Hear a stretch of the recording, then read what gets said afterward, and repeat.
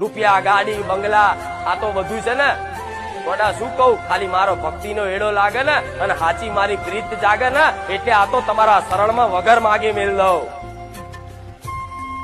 આ માગવાની વસ્તુ નહીં, આ વગર માગે તમારા જીવનમાં જેની જરૂર છે બધું તમારા શરણોમાં લાઈન મેલ દઉં. એ રોમવારી મેલડી.